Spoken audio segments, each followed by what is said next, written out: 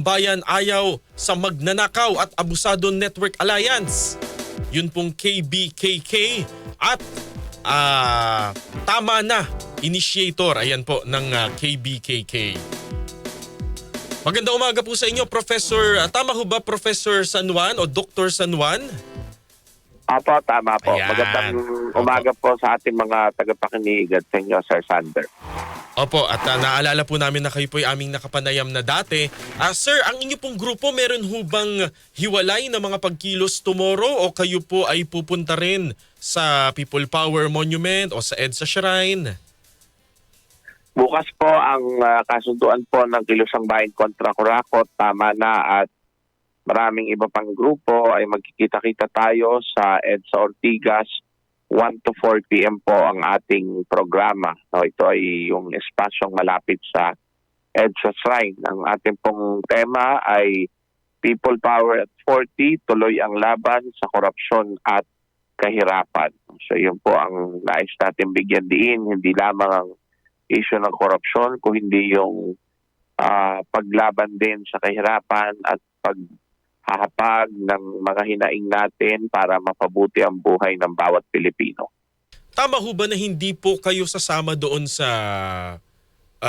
Trillion Peso March movement? O makikimerge din po? Opo. Bakit po, Kasi, sir? kasi po ay sinubukan naman namin makipag-usap sa Trillion Peso March movement, pero nakaapat na usap na ay hindi nagkaroon ng pinal na kasunduan para magkaroon ng joint program, kaya sila ay doon sa People Power Monument, kami naman ay doon sa bandang EDSA Ortigas area. No? So sinikap natin mag-usap pero wala naging final na agreement. As of a few days ago ay sinusubukan pa rin naman naming makapag-usap sa kanilang mga representatives, at least sa church people representatives sila, para masubukang magkaroon pa rin ng joint prayer sa pagsisimula ng aming programa. No? Kasi 3:00 pa yung programa nila, kami mas maaga magsisimula ng 1:00.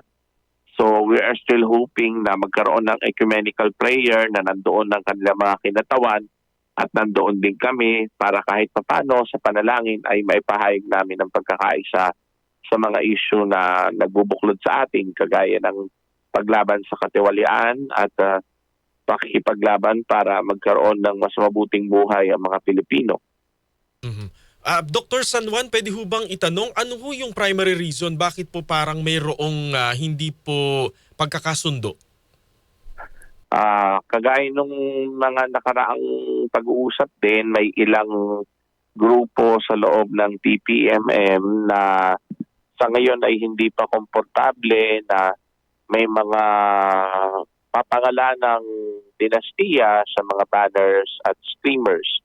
Ang gusto lang nilang pokusan ay yung pangkalahatang panawagan na labanan ng korupsyon, lahat ng sangkot dapat managot at wakasan ang political dynasties. Pero hindi pa nila tinatanggap yung idea na pwedeng magdala ng banners and streamers and placards na pinapangalanan ng Marcos, Duterte at iba pang dinastiya. Yun ang isa sa mga major na masasabi nating point of contention. Ano? Sa kanila ay gusto nila mag-focus doon sa mga broad generic calls lamang. Samantalang sa atin, sa Kilusang Bayan kontra Kurakot, at iba pang mga grupo na mag-rally sa EDSA Ortigas, malayang makakapagpahayag, malayang makakapagbitbit ng plakad at streamer ang iba't ibang grupo na parehong pananagutin si Marcos at Duterte, kasi talagang klarong-klaro naman na pareho silang may issue ng korupsyon, pareho silang tumanggap ng campaign funds from contractors. No? So sa flood control ay nakikita naman natin na unti-unting nalalantad na ang mga tauhan ng presidente ay talagang nadadawit, at malaki rin ang posibilidad na alam ng presidente ang nangyayari ito sa flood control. Ang vice-presidente naman sa paggamit ng confidential funds. Alam natin may kinakaharap pa siyang 4 na impeachment cases at 2 plunder cases din. No? So parehong dapat panagutin ang presidente at vice-presidente sa ating tingin, no? At yun din ang bitbit natin bukas, no? Opo. Prof, tama ho ba? Baka lang po alam ninyo, si Wanna Change po kasi yung actress at aktivista rin pong si May Paner. Parang ito rin ho yata yung kanyang saloobin na parang yung trillion peso march dyan po sa People Power, yun sa Tindig Pilipinas, parang malambot daw. Tama, medyo ganun nga ang nararamdaman natin sa ilang grupo na kasama sa TPM. Hindi naman natin nilalahat kasi to be fair, may mga grupo din within TPM na kaisang-kaisa natin at gustong-gustong magkaroon ng joint program ang dalawang grupo at kahit paano ay nakikita na rin nila na kailangan pangalanan parehong Marcos at Duterte at panagutin sila.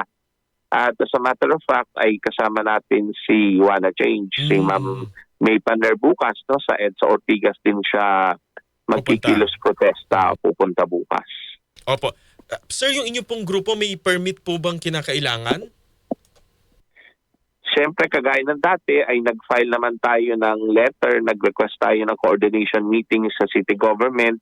Nagkaroon ng initial coordination meeting with the Quezon City government early February para talakayin ito, pero yun ay initial meeting lang dahil gusto nga nila ay mag-usap-usap ang iba't ibang grupo pero hindi nga nagkaroon ng final agreement, and then later ibinato nila ang request namin sa ibang city government sa Mandaluyong. Ngayong araw ay may pakikipag-usap ang aming mga kinatawan sa local government ng Mandaluyong yata at sa Eastern Police District, at umaasa tayo, no, na magiging maayos pa rin ang usapan at papayagan ng gobyerno ang isasagawa namin kilos protesta bukas ng 1 to 4 p.m. sa EDSA Ortigas. Pero ano man, kagaya ng sinasabi natin noon pa, ang EDSA People Power 1 40 years ago, wala rin niyang permit. Ito ay malayang pagpapahayag ng taong bayan. Nagsama-sama ang taong bayan para ipanawagan na wakasan ng korupsyon, wakasan ng diktadura. So marami sa mga pinaglalaban natin noon ay kagaya pa rin na ipinaglalaban natin ngayon. Sa tingin natin, meron o walang permit, basta nagsama-sama ang taong bayan, wala nang magagawa ang gobyerno kung hindi respetuhin ang ating karapatan. Opo, at bilang isang manunulat po at profesor din, ano ang inyong masasabi dun sa ibang mga opinion na wala na raw parang effect ang EDSA at kailangan na nating makamove on dahil 40 years ago na ito? Sa tingin ko ay nanggagaling ang kanilang perspektiba doon sa pakiramdam na maraming problema natin ang nanatiling hindi nalulutas.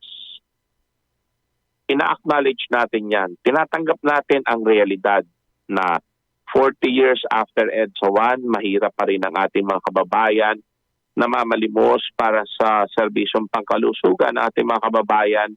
Walang sariling bahay ang marami nating kababayan.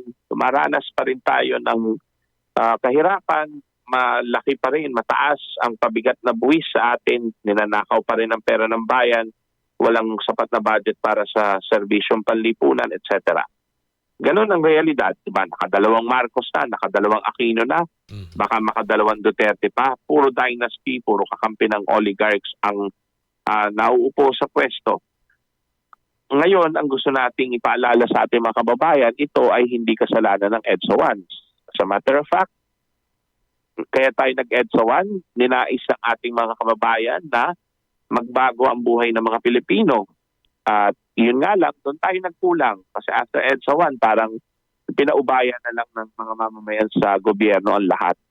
Iyon ang lesson na dapat natin matutuhan. Hindi natin pwedeng ipaubaya lamang sa mga opisyal ng gobyerno. Kailangan tuloy-tuloy nating ipaglaban ang ating karapatan. Kailangan tuloy-tuloy nating bantayan ang kaban ng bayan. No? So, kaya tuloy ang laban. Diba? Kasi hindi pa natin kakamit yung buhay na pangarap natin para sa bawat Pilipino.